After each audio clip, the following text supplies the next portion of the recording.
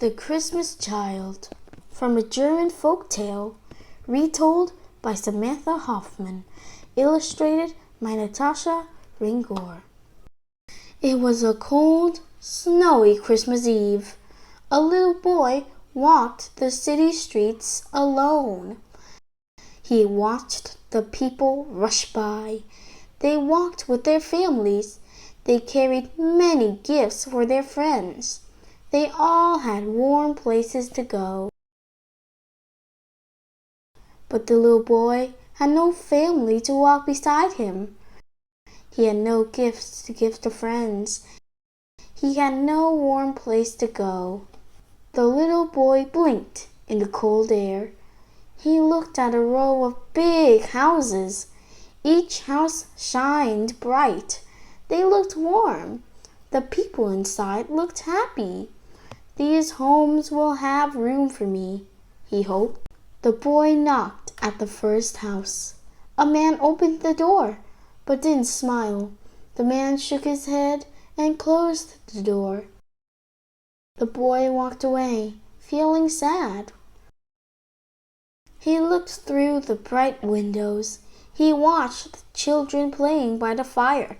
He saw tables filled with food.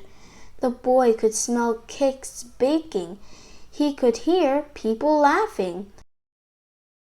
Snow pinched his nose and the icy wind bit his hands. The boy tapped on the window of another house. A little girl ran to the window. She shook her head, then she pulled the curtains closed. It was late and the little boy was tired, but he kept walking. He stopped at every house, tapping on windows, knocking on doors. Everyone turned him away. His toes were cold, his fingers were numb, but most of all, his heart hurt with sadness. No one will share their joy with me. They have so much, yet won't give, he said. Finally, the boy reached a small house at the end of the town. It was the smallest house he had visited that night. With nowhere left to go, he walked toward the house. He peeked through the window. Inside, the boy saw no Christmas tree. He saw no big feast. By the fire, there were no gifts, just a handful of wood. The boy saw a mother and her 2 children by the fire. They looked kind and loving. He had little hope left, but the boy knocked on the door. One of the little girls opened the door wide. She looked at the lonely, cold boy and smiled.